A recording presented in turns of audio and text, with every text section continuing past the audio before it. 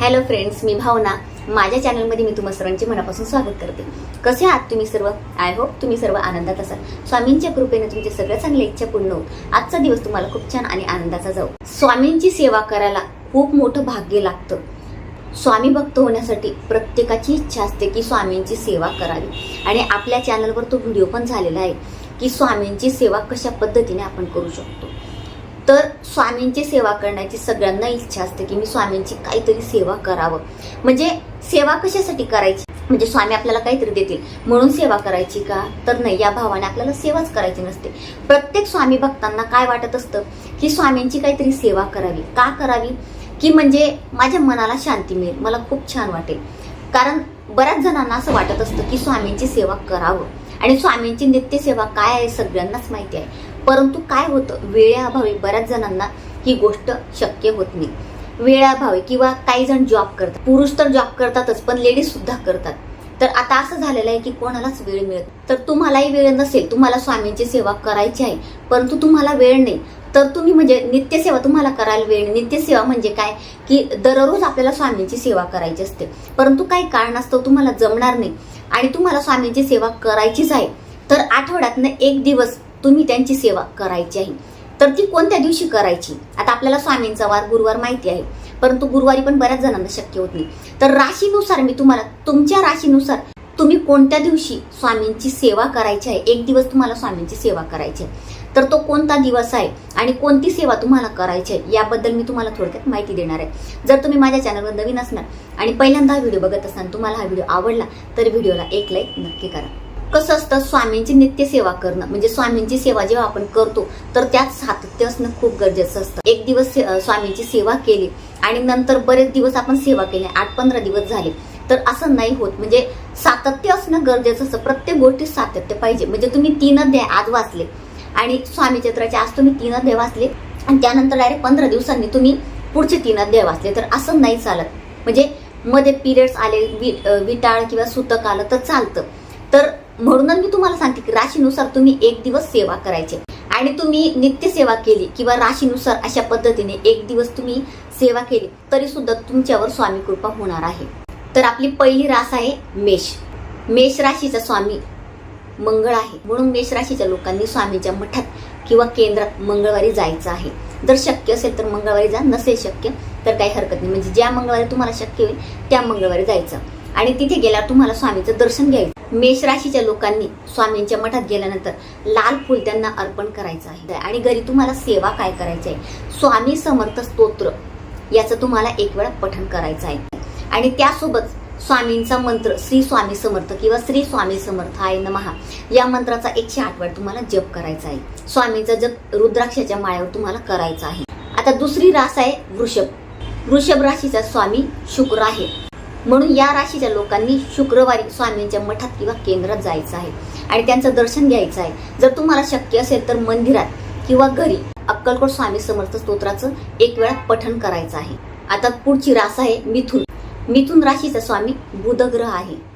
मिथुन राशीच्या लोकांनी बुधवारी स्वामींच्या कुठल्याही मठात किंवा केंद्रात जायचं आहे आणि त्यांना गुलाबी रंगाचं फूल अर्पण करायचं आहे आणि अक्कलकोट स्वामी समर्थ स्तोत्र या स्तोत्राचं एक वेळा पठण करायचं आहे. आणि स्वामींचा तारक मंत्र, या तारक मंत्राचं 1 वेळा, 3 वेळा, 5 वेळा, 7 वेळा, 9 वेळा किंवा 11 वेळा पठण करायचं आहे.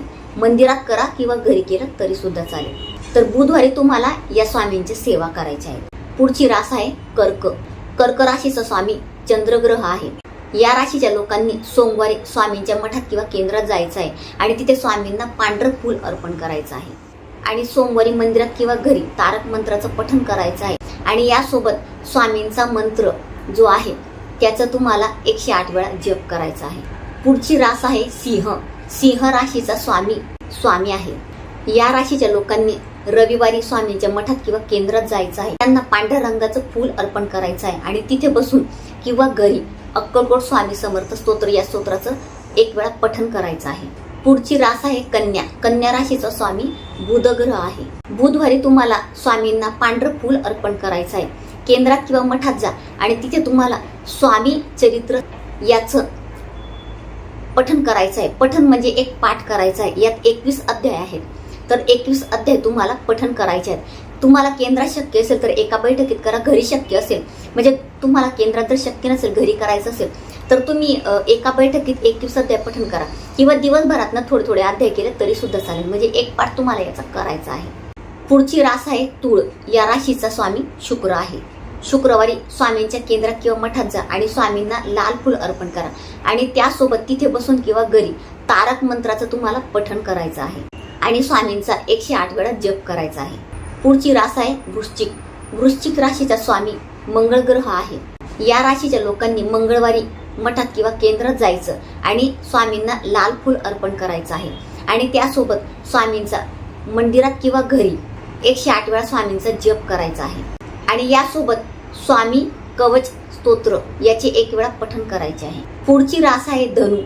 धनु राशीचा स्वामी बृहस्पती आहे म्हणजे गुरुग्रह. या राशीच्या लोकांनी गुरुवारी स्वामींच्या केंद्रात किंवा मठात जायचं आणि पिवळ्या रंगाचं फूल त्यांना अर्पण करायचं. स्वामी समर्थ अष्टक स्तोत्र याचं 1 वेळा तिथे बसून किंवा घरी पठण करायचं आणि स्वामींचा मंत्र 108 वेळा तुम्हाला याचा जप करायचा आहे. घरात किंवा मंदिरात करा. पुढची रास आहे मकर. मकर राशीचा स्वामी शनी ग्रह आहे. शनिवारी स्वामींच्या मठात किंवा केंद्रात जा आणि त्यांना पांढऱ्या रंगाचं फूल अर्पण करा. स्वामी समर्थ स्तवन याचे 1 वेळा पठण करा आणि स्वामींचा जप तुम्हाला 108 वेळा करायचा आहे. घरी करा किंवा मंदिरात करा. पुढची रास आहे कुंभ.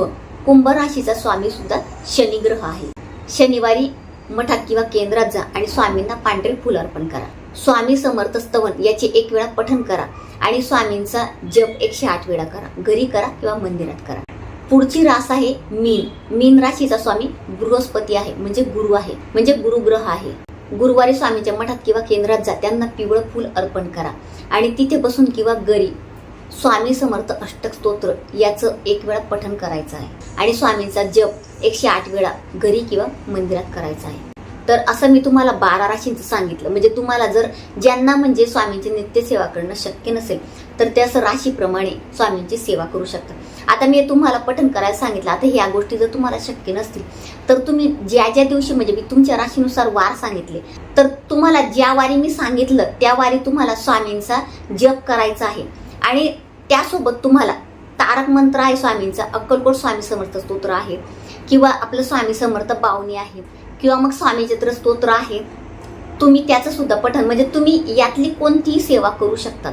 त्याच दिवशी तुम्हाला करायचं आहे. म्हणजे असं जरी केलं तरी राशीनुसार तुमची एक सेवा होऊन जाते. म्हणजे तुमचे ग्रह शांत राहतील आणि त्यासोबत म्हणजे तुमचे जे ग्रहांचे दोष असतील ते निघून जातील, ग्रह शांत राहतील आणि स्वामींची कृपा सुद्धा तुम्हाला प्राप्त होणार आहे. नसेल शक्य तर अशा पद्धतीने तुम्ही सेवा करू शकता. तर तुम्हाला ही माहिती आवडली असेल तर कमेंटमध्ये मला नक्की सांगा. तर अतिशय छोटीशी माहिती होती जी मला तुम्हाला द्यायची होती. जर तुम्हाला माझा आजचा व्हिडिओ आवडला असेल तर व्हिडिओला लाईक, शेअर, चॅनलला सबस्क्राईब आणि आपल्या भावनाच लाईफस्टाईल या फेसबुक पेजला फॉलो नक्की करा आणि कमेंटमध्ये श्री स्वामी समर्थ नक्की लिहा. पुन्हा भेटूया अशाच एका नवीन व्हिडिओसोबत. तोपर्यंत सर्वांना श्री स्वामी समर्थ.